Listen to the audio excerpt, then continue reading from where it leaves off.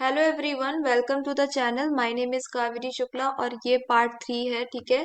Commerce के जो 27 जून UGC net paper 2 commerce के जो 27 जून के 27 जून 2025 शिफ्ट वन का जो मॉक शिफ्ट वन का जो क्वेश्चन पेपर है, उसी का ये एक मॉक टेस्ट है जिसको डिस्कस किया जा रहा है। ऐसे ही यहाँ पे बहुत सारे मॉक टेस्ट भी डिस्कस करेंगे। जो भी सॉल्व मॉक टेस्ट है, क्वेश्चन जो सॉल्व करके उसको फिर से यहाँ पे डिस्कस करेंगे क्वेश्चंस को, ताकि ज्यादा से ज्यादा क्वेश्चंस को सॉल्व किया जा सके। ठीक है। अगर आपको हमारी वीडियो अच्छी लग रही है तो प्लीज चैनल को सब्सक्राइब कर लीजिएगा, वीडियो को लाइक कर दीजिएगा। ठीक है। और आपको कोई भी क्वेश्चन पूछना हो तो आप कमेंट बॉक्स में कमेंट कर सकते हो, फीडबैक भी दे सकते हो कि आपको हमारी वीडियो कैसी लग रही हो। ठीक है। तो लेट्स स्टार्ट। क्वेश्चन नंबर 37 से स्टार्ट करते हैं, क्योंकि यहाँ तक ही स्किप हो गया था। मतलब 38 36 तक हो गया था। 37 से स्टार्ट करते हैं। Question number 37। Let's start. Okay. Question number 37 में क्या है कि अरेंज करना है multinational capital budgeting in correct order. ठीक है। तो इसमें क्या होगा, सबसे पहले बी आ जाएगा डिटरमाइन नेट इन्वेस्टमेंट आउटप्ले। फिर उसके बाद ए आ जाएगा estimate net cash flow from the project. फिर उसके बाद डी आ जाएगा डिटरमाइन नेट इन्वेस्टमेंट आउटले। देखिए, सबसे पहले बी आ जाएगा यहाँ पे डिटरमाइन नेट इन्वेस्टमेंट आउटले। फिर उसके बाद ए आ जाएगा investment net cash flow from the project. फिर डी आ जाएगा आइडेंटिफाई एप्रोप्रिएट डिस्काउंट रेट। और सी आ जाएगा यहाँ पे अप्लाई एप्रोप्रिएट इवेलुएशन टेक्निक। पहले तो आइडेंटिफाई करेंगे यहाँ पे एप्रोप्रिएट डिस्काउंट रेट, फिर लास्ट में इवेलुएशन टेक्निक करेंगे। ठीक है। तो ये इसका आंसर हो जाएगा। Question number 38। 38 एक न्यूमेरिकल क्वेश्चन, इसको बाद में करेंगे। 39।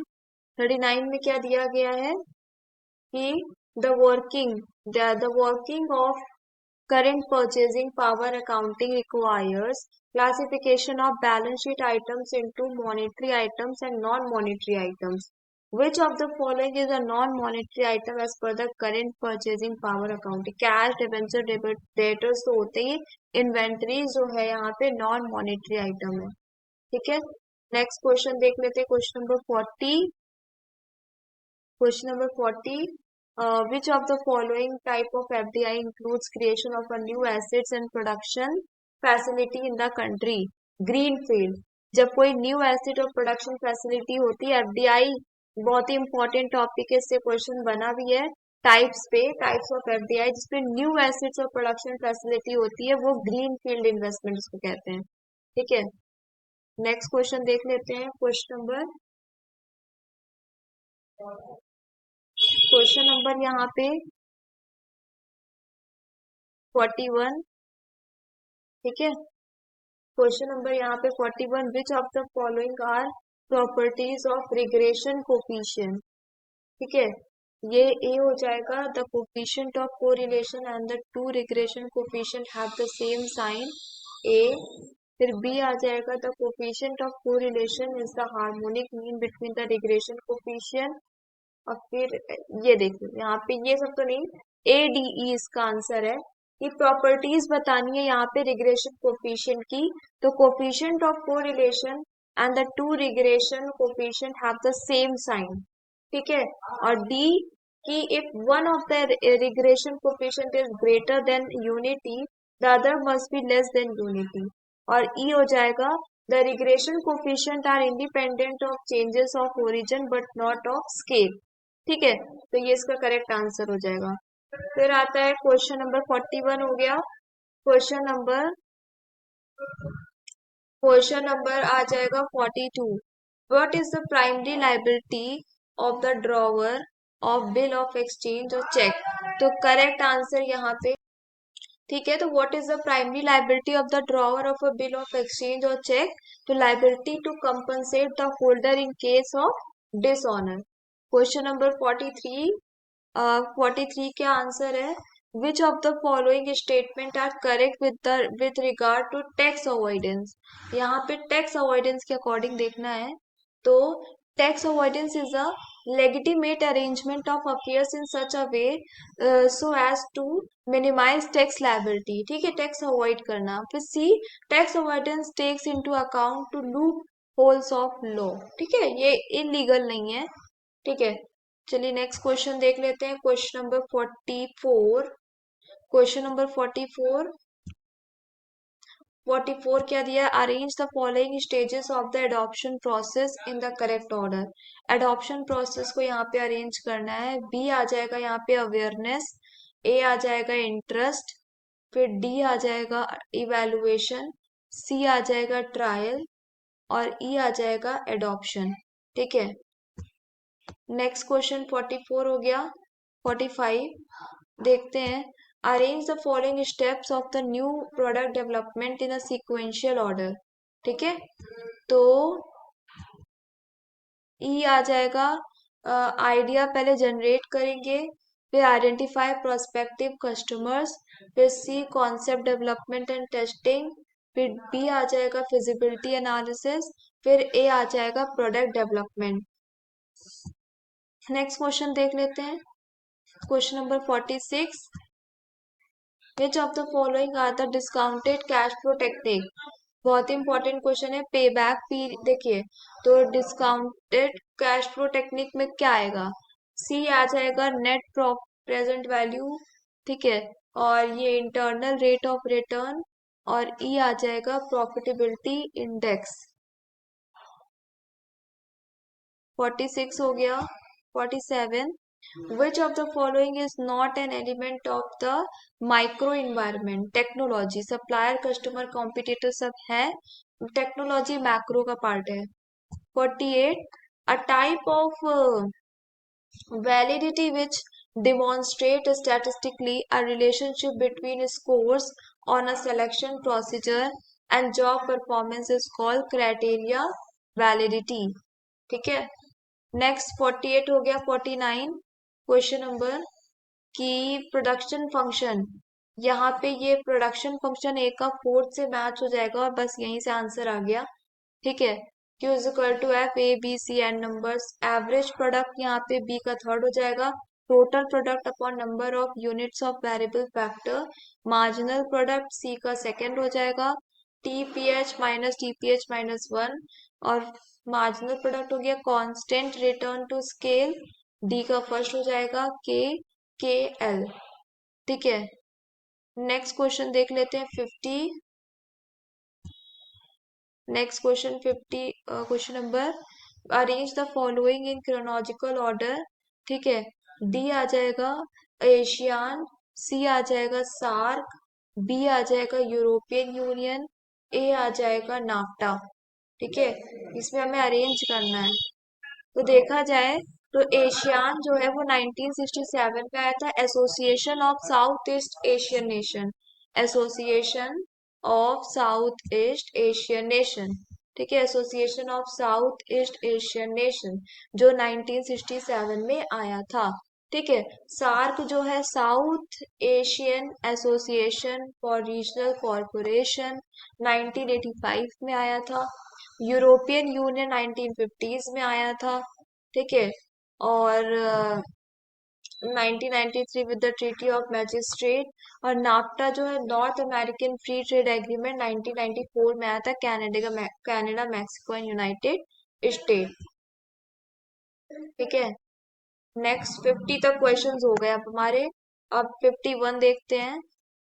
ठीक है, 51 question number, the questions that are actually asked from the respondent are known as measurement questions। ठीक है, क्वेश्चन नंबर 52 क्या दिया है यहाँ पे? Which of the following requirements must be satisfied for an assessee to claim deduction under section 91 for double taxed income. ठीक है, B आ जाएगा यहाँ पे the assessee must have been a resident in India in the relevant previous year. D आ जाएगा income must have accrued or arisen to him during the previous year outside India। फिर ई आ जाएगा in respect of that income which accrued or arose outside India he must have paid tax under the law in force in the foreign country। 52 question number हो गया। 53 क्या है? Which of the following statement is incorrect for management audit के लिए क्या incorrect? Management audit the statutory requirement, ये गलत है। क्वेश्चन नंबर 53 हो गया। 54, active concealment of fact is associated with which one of the following? Fraud. Active, हम यहाँ पे एक्टिवली फैक्ट्स को छुपा रहे हैं ना, तो ये धोखा हुआ, फ्रॉड हुआ। ठीक है। 55, यहाँ पे क्वेश्चन नंबर है जॉब इनलार्जमेंट। जॉब इनलार्जमेंट देखा जाए तो ये ए का थर्ड हो जाएगा। Assigning workers additional same level activities. Job description का हो जाएगा list of job duties responsibility reporting relationship. Job specification C का फर्स्ट हो जाएगा। A list of jobs human requirement educational skills personality. Job enrichment D का fourth हो जाएगा। Redesigning job to increase responsibility achievement and recognization. ठीक है। Question number 55 हो गया। फिर आता है क्वेश्चन नंबर 56 कि identify the areas of macro economics. A national income, B balance of payment और C level of savings and investment. 56 हो गया। 57, in which of the following year investor protection and education fraud regulation was issued by the Securities and Exchange Board of India? 2009। ठीक है। फिर question number 58, according to debate and Drucker the essence of marketing is customer orientation. इसका answer आ जाएगा। फिर आता है in which year did the State Bank of India come into existence? 1955। Very simple question. फिर 60, question number 60, arrange the following chronological order to the milestone achieved by the National Stock Exchange of India. ठीक है। E आ जाएगा launch of SNP CNX Nifty. फिर सी आ जाएगा commencement of derivatives trading in index features.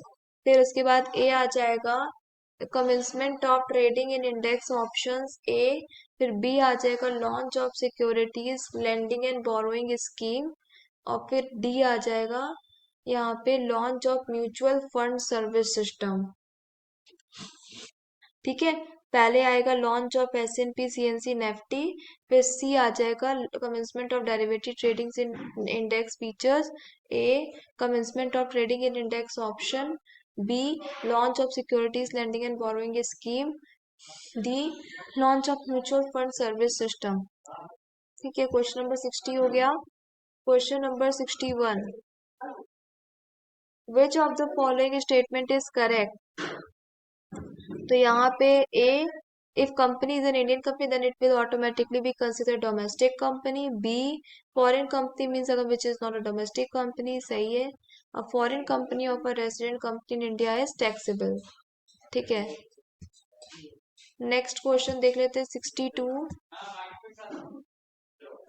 Question number, which of the following are part of micro economics? A product pricing, customer behaviour, factor pricing. ठीक है। Interest rate नहीं होगा। और फिर question number 63 कि an unsecured short term promissory note negotiable transferable by endorsement and delivery with a fixed maturity period issued at a discount by credit-worthy corporates, primary dealers and all India financial institution is known as commercial paper. That's it for today. That's it in this video. ठीक है। Next आगे के questions दूसरी video में cover करते हैं। Thanks यहाँ तक वीडियो को देखने के लिए। वीडियो को लाइक भी कर दीजिएगा अगर अच्छी लग रही हो ये वीडियो, और इससे कोई भी हेल्प मिल रही हो तो प्लीज चैनल या वीडियो को आप शेयर भी कर सकते हो। Thank you.